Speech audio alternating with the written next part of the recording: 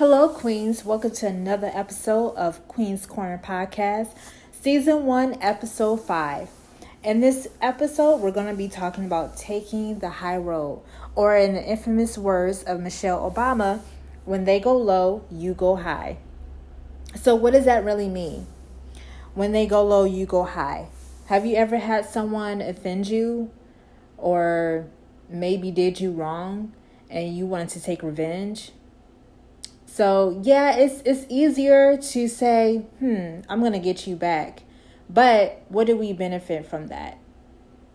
We may get a little bit of, gratification out of it, but the end result is we are still at the same place where we were before and we are still hurt. So if you have been wronged by anybody, it's better to be in a position to do the right thing, to have integrity, to show that person the same respect that you wanted from them, but they never gave it to you in the first place. Because when you do that, you receive a bigger blessing than what you thought and what you had in mind. So whatever is the end result that you wanted, the outcome that you wanted, just always know if you choose the high road, you're going to receive a bigger blessing because you are doing the right thing. You never know who's watching, because even in the moments where you feel like, we get that moment where we're mad, like we're enraged, or we just want to tear up stuff and cuss everybody out. But if you choose to take the high road, to go above and beyond how you feel, then you're going to receive a bigger blessing. Because whether you like it or not, everybody is always watching. There's always going to be someone watching you. And even if no one is watching you, God is watching you. And in those moments, your character is always tested. It was a previous incident, as we all know.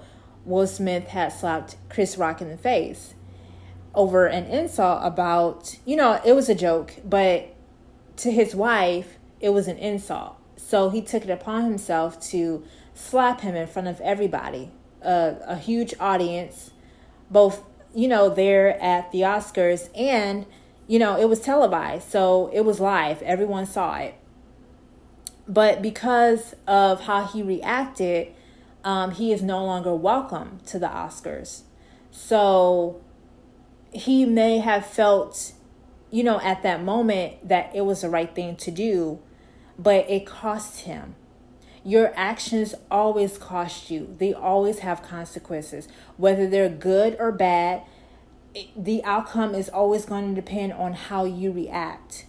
And sometimes we don't want to take the high road. We want to get even. Is it better to get even? Because think about it. If we get even, that means we're on the same level as our enemies. We're not going to reach the level that we need to be on if we keep stooping low down to their level, because they can only go so far to their potential, or whatever their capacity is. That's how far they can get to you. But if you learn how to soar and fly above how they want you to react, they can't get to you. It's always better to take the high road than to look like a fool in front of everybody, thinking that was the right decision to make at that moment because of your emotions. And I know by human nature, we always react in our emotions. But we have to remember, can we have integrity even if we don't want to do the right thing? And we've been in situations where, we were in a bad breakup with someone that we weren't meant to be with in the first place, or maybe you got fired from a dream job, because I know that sucks, or missed opportunities for better connections, or having someone else take credit for something that you did or a project you were working on, not getting a loan, that you needed to buy your first home, or getting blamed for something major that you didn't do and then paying the consequences for it, or trusting someone or a friend to not tell your deepest, darkest secret, and then only to find out that they told everybody. There are going to be moments like that where we feel our actions should be justified by what happens to us. But it's not always the case. Because really the only person that can get revenge is God himself. That's it. Our revenge is totally different than his revenge. Because if God is on our side, he is going to take care of our enemies. He always does.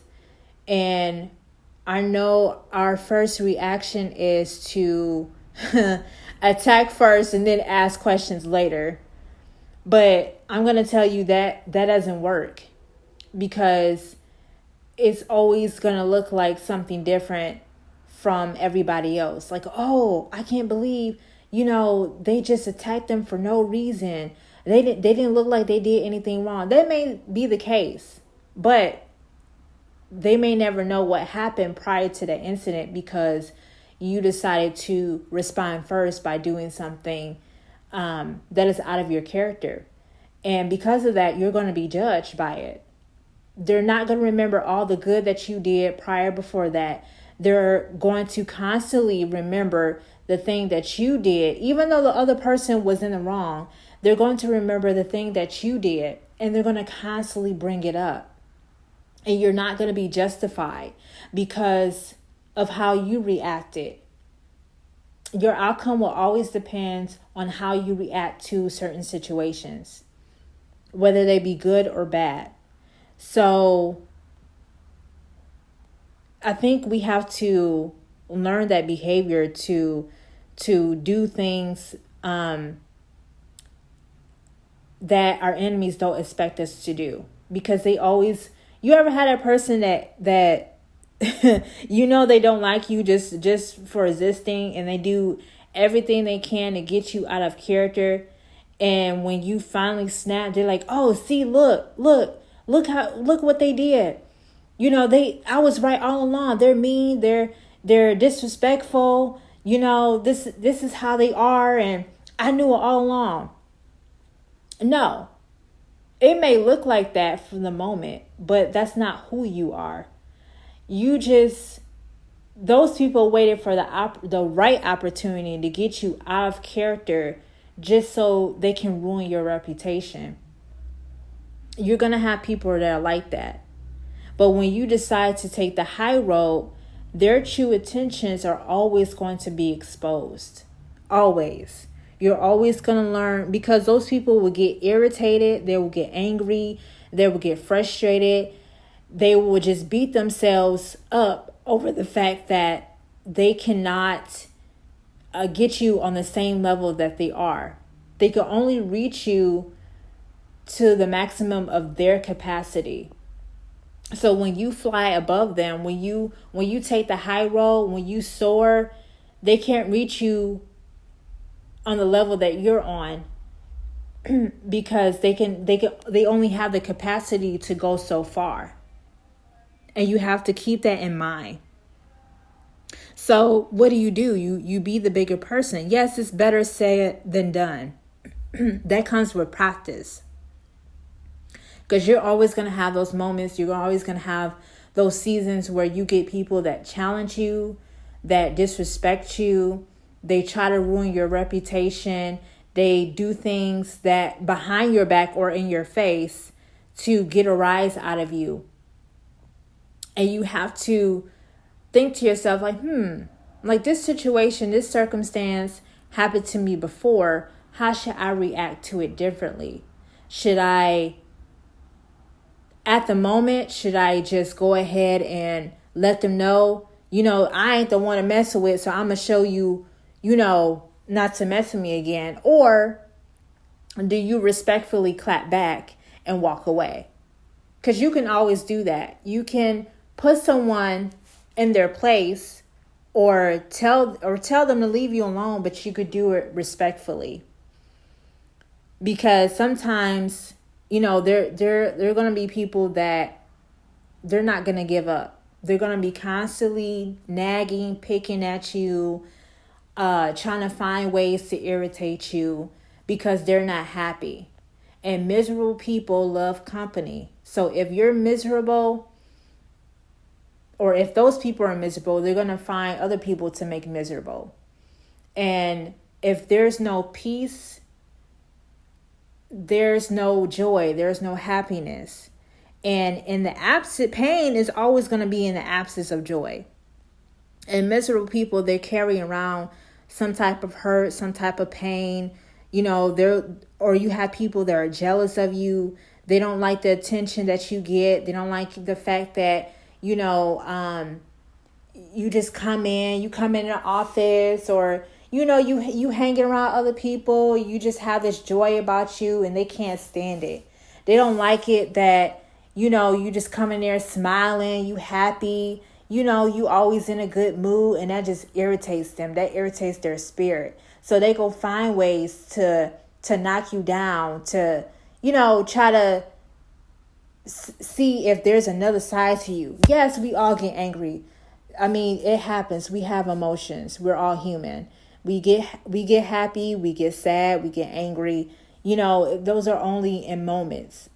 It's not every day, unless you're carrying around some pain. It's not every day you walk around, you just mad all the time, or you angry all the time.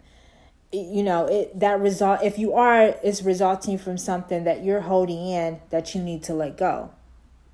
And you can't change, you can't change people. You can't change what happens to you.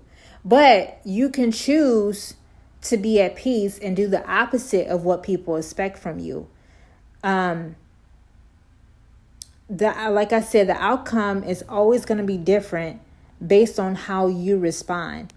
If you see someone and they're always like in a good mood, they're happy, they're cheery, whatever have you, and you notice something's off, something ain't right, you can reach out to them and be like, hey sis, like, you good? Are you okay?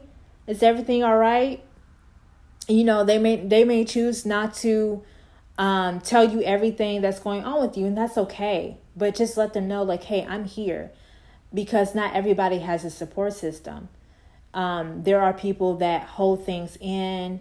They don't have an outlet. They carry all the weight, and they don't have that support system where they can release some of that anger or pain or whatever it is that they're going through. They don't have any weight distribution. So, if you see someone and they look like they're going through it, just give them a word of encouragement. Ask them like, hey, can I pray for you? Is everything okay? Do you need me to do anything for you? Just say, I'm here for you. I'm looking out for you. I see you. And I want you to know whatever it is you're going through is going to get better. Or sometimes, they may need a hug. We're still getting out of COVID. So, if they don't want a hug, you can give them a fist bump. That's okay. But it's always better to let someone know, like, hey, I see it may be some storm clouds, kind of hanging around you. I just wanted to make sure if you're good. So that's always healthy to look out for others. Because I remember, when I was going through things, I didn't have that tight-knit circle. I kind of still don't, but that's okay. You can't trust everybody around you, and you have to keep that in mind. But if you got like 2 or 3 friends around you that's like ride or die, 2 is always better than 1, and 3 is a company. But if you ain't have nobody, it's still going to be okay because you got God on your side. You know, he's your biggest advocate, your biggest supporter. You know, he speaks to you and through you, always giving you what you need and feeding you. So it's better in those moments that you're going through when, like I said, you're trying to choose to take the high road. Produce good fruit. You know, what are you producing on your tree? You know, don't produce anything negative, because you can't have a ministry if you have bad fruit. You can't serve other people if nothing good is coming out of you, because out of abundance of your heart, the mouth speaks. So if you always speaking, you know, negatively, how are you going to affect others? But if you always speaking positively, you know, you're going to help people heal. You're going to help them heal. You're going to destroy yokes. You're going to, you know, break chains in people's lives, help them get right back on track or see things differently than what they saw before. So you always want to keep that in mind. So I'm going to stop right here for a moment, and I'm going to go into my segment and what I call Queenness or Queen Not. So I want to talk about the Red Table Talk. And all of you know that Jada Pinkett Smith and her daughter and her mother, they host the Red Table Talk. And in this new season, the first episode, they didn't really address, you know, the whole situation about Will Smith and, you know, the whole slap with Chris Rock. It was just only a statement that she did, that she quoted before the show, because the episodes were recorded before the incident happened. But what do you guys think? Do you think that she should have just held everything off and did an episode to address the problem? Or do you think that she should just wait a moment and dedicate a whole episode of what happened later on down the line? Because I think when you address a problem immediately after it happens, I think, to me personally, is damage control. You want to go ahead and address that, and I think there's healing that definitely needs to take place. There's a conversation that needs to be had, but I think it needs to come from the offended and the offender. I think there needs to be a sit down talk between the both of them to see, you know, what happened, you know, what can we do to fix this? Where are we going from here? Is there any forgiveness? Because not only was the person that got attacked offended, but everybody else that was associated with him was also offended. And then the attackee, was punished for, again, being out of character. Because we all know Will Smith, he's like our representation of, you know, being like the dad of America, so to speak. He's like what Bill Cosby used to be. You know, he's like America's sweetheart. So for him to get out of character because he was angry about a joke that his wife didn't take too lightly concerning her hair, the result is he got out of character and slapped Chris Rock. So what do you guys think? Do you think that there needs to be a immediate conversation that needs to be brought to the table just between the both of them? Or do you think that they should wait until everything dies down and then have the conversation? But I don't think at all, this is an obvious one. This was Queen Not. This was so out of line. It was inappropriate. I don't think, you know, that shouldn't have taken place in any circumstance. because no one has the right to come up to anyone and slap them in the face and then not have consequences thereafter. So I want to know what you guys think. And another story, which is interesting, just recently, as of yesterday, Elon Musk, has officially bought Twitter for, I believe, $44 billion. And you already know Black Twitter is taking taking the comments and they are taking over and they are sharing their opinions. But what do you guys think? Do you think that Twitter is headed towards a better direction? Is it headed down south? Do you guys think that, there could be room for improvement or room for growth? I mean, what do you guys think? I think it's a big step for him. A lot of people, they like to share their political issues or political ideas on there. So we'll see in the future if, how Elon Musk responds to, those controversial comments made on Twitter in the near future. So we'll look out for that. And then there's another story that I wanted to share, and maybe you guys have your own opinion on this, but there was a situation where A$AP Rocky recently got arrested.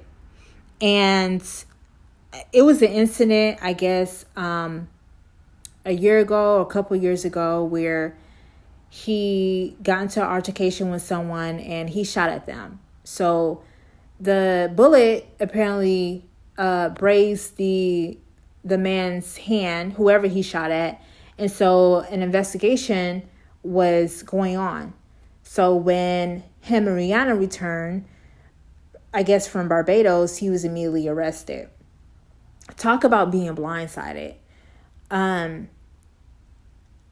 know this is a deeper issue for us, especially in the Black community, where, we have a lot of Black men being incarcerated, and it takes a toll, on not just our children, but, our families. And I just think that there needs to be